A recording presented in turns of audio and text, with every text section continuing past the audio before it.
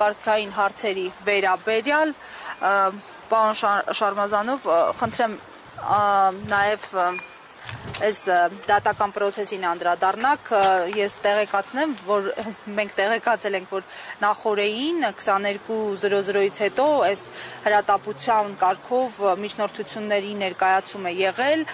սա ինչով եք նախ պայմանավորում եւ երկրորդ հարցը տեսնում ենք, որ այս դատական պրոցեսներին զուգահեռ այլ ճնշումների են արժանանում այլ քաղաքացիներ տարբեր դրվագներով, հերթը նույնիսկ հասել է վեհափառի, այսպես ազգուտակին, ինչու։ Նախ, հարգելի լրագրողներ, շատ բարդ է տրամաբանություն եւ արդարացություն փնտրել այս իշխանությունների գործողությունների մեջ։ Դուք առավոտվանից մեզ հետ միասին արդեն 3-րդ անգամ այսօր այցելում եք այս հակակոռուպցիոն դատարան եւ դատախազության նման հապճեպ միջնորդությունները այստեղ տրամաբանություն փնտրելը կարծում եմ աշնորհակալ գործ է, իսկ այս իշխանությունների արդարադատության եւ ժողովրդավարության արժեքների վերաբերյալ խոսելը կարծում եմ անիմաստ է, որովհետեւ ինչքան իրենք խոսեն ժողովրդավարության բաստիոն լինելու մասին, այնուամենայնիվ տասնյակ քաղաքական բանտարկյալների առկայությունը խոսում է մի կարևոր փաստի մասին, որ Հայաստանը միլիոնավոր կիլոմետրերով հեռու է ժողովրդավարությունից եւ հստակ քայլերով գնում է դեպի, չգիտեմ, քաոս ասեմ, հակաօրինական ռեժիմ ասեմ, ես չգիտեմ, բայց սա պրոբլեմատիկ է։ Բարձրականքը ինչու համարժեք չի։ Ես հիշում եմ, մինչև 2018 թվականը շատ ակտիվ էր միջազգային տարբեր այսպես դերակատարների, իրավապաշտպան կառույցների, նույնիսկ Հայաստանում գործող միջազգային կառույցներ։ Ես համոզված եմ, որ եթե նույնիսկ այստեղ այս պայես ինձ ձեզ չասեմ, ձեզ ռեգատայինների կյանք, այստեղ ճակատից գյուլ են, կարծում եմ արևմուտքը ոչ մի բան չի անի, որովհետև արևմուտքը որևէ խնդիր չունի, արևմուտքի նպատակն է այս իշխանություններին քաջալերելը, այս իշխանությունների պատվեր տալը եւ երրորդ հանրապետության բոլոր ժողովրդավարական ինստիտուտների իսպառ քանդումը, ոչ միայն ազգային, այլ նաեւ ժողովրդավարական ինստիտուտների։ Այն 91 թվականից հետո ինչ որ մեր պետությունում ստեղծվել է, այդ իշխանությունների տարանջատման սկզբունքը, այդ գործադիր, օրենսդիր, դատական իշխանությունների հնարավորինս կայացված լինելը, եկեղեցու պետությունից անջատ լինելը, մենք տեսնում ենք, որ արևմուտքը թքած ունի սրա վրա, արևմուտքը կարմիր լույսը, կանաչ լույս է տվել Նիկոլ Փաշինյանի ռեժիմին հակաօրինական գործողություններ անել։ Դուք պատկերացնում եք, եթե Հայաստանում որևէ կերոնական այլ կազմակերպության վրա այսպիսի ատելություն, այսպիսի քարկոծում լինի, արևմտյան մամուլը, արևմտյան իրավապաշտպան կազմակերպությունները ԵԽԽՎ-ից մինչև ես չգիտեմ Եվրոպական միություն ինչպիսի ռիպորտներ եւ սանկցիաներ կկիրառեն։ Դուք պատկերացնում եք, եթե մի հատ արևմտյան բարերար, արևմուտքում ապրող կամ արևմտյան ծագում ունեցող բարերարը մեր ձևով բառակապակցության համար 5 ամիս ԱԱԾ-ի պատվալում ուներ։ 5 րոպե չէին թողա։ Հասկանում եք, մենք ապրում ենք քաոսային իրավիճակում։ Մարդիկ նստած են ոչինչ չանելու համար։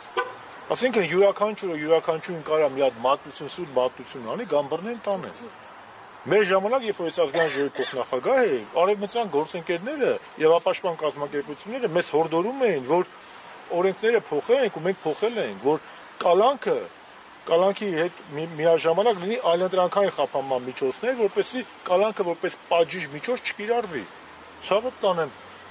ում ասես, ոնց ասես, ինչ ուզում անում, այստեղ իրավաբանություն, տրամաբանություն, արդարադատություն փնտրել աշտարակալ գործ է։ Այս ռեժիմը անում է քայլեր, որը ձեռնտու է Թուրքիայի, Ադրբեջանի ռեժիմներին եւ հավաքական արևմուտքին։ Հավաքական արևմուտքին անհրաժեշտ է, որպեսզի ռուսական եւ իրանական ազդեցությունը կամ հայ-ռուսական բարեկամությունն ու հայ-իրանական բարեկամությունը հնարավորինս չեզոքացվի, իսկ Թուրքիան ու Ադրբեջանը պետք է առհասարակ հայկական գործոնը չեզոքացվի։ Մի դվավ ադնում իրանք դաշին կազմած անում են։ Ամեն դեպքում Հայաստանում արդեն խաղաղություն է, պարոն Շարմազան։ Ամոթ է, չէ, լավ, հասկացանք, Սերժ Սարգսյանը պաշտոնաթող նախագահ է, հանրապետականի ղեկավարն է, բայց Արցախի հերոսը, հայոց պետականության հիմքերում կանգնած մարդ է, լավ։ Դուք պատկերացնեք, մենք մեզ թույլ կտայինք Ռոբերտ Քոչարյանի կամ Լևոն Տեր-Պետրոսյանի կամ Վազգեն Մանուկյանի կամ որևէ մեր պետական գործի նկատմամբ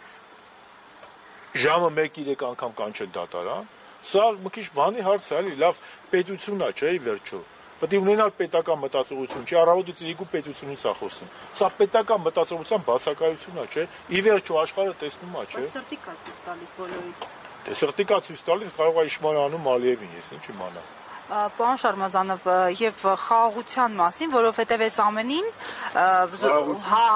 ինքը հակադրում է խաղաղության այդ թեզը, ասում է, որ խաղաղությունը եկել է, եւի չեք նկատել, ռուսական ծորենն է եկել, ղազախականը պիտի գա։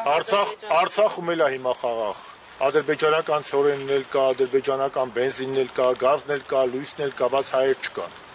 Այսօր ամենախաղաղ տարածաշրջանը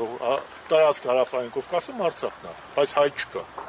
Գերեզմանում էլ է խաղաղ, բայց մարդ չկա կենթանի։ Այսինքն խաղաղությունը ո՞րն է։ Դա խաղաղություն չի, դա ստերկացում է, Հայաստանի ադրբեջանացում է։ Կրկնում եմ, այլընտրանքային օրակարգը այս փուլում էլ 18-ից այս կողմ էլ, այս իշխանությունից ազատվելն է։ Որ ինչ առաջարկեք հանրությանը, առաջարկել են ազգային պետություն։ Ինչի խաղաղ չի եղել մեր պետությունը։ Հնարավորինս խաղաղ չի եղել։ Դե բերեք ասենք իշխանություններն ասում են, չէ, այս ոչ մի կրակոց չենք ունեցել վերջին։ Դե կրակոցին չի պետք է, եթե Ալիևը ինչ ասում է, յան խելոք տալիս են։ Կրակում են այն ժամանակ, երբ որ դիմադրություն ա լինում։ Եթե Նիկոլ Փաշինյանը ասում է, Սև լճի 30%-ի համար հոկռիվ չեմ անելու, եթե Հայաստանի 240 քառակուսի կիլոմետրը օկուպացված է, իշխանությունը մատը մատին չի տալիս։ Եթե Սևանը Գյոյչամոյչայի ասում Ալիևը, սրանք ելնում են Ալիևի փաստաբանի դերն են վերցնում։ Եթե մեր ազգի սիմվոլները առանց ավելորդության եմ ասում, էլի, մեր Արցախի ռազմաքաղաքական ղեկավարությունը այսօր Բաքվի բանտում է, նրանց դատում են, սրանք ոչ մի բան չեն անում։ Դա է խաղաղությունը։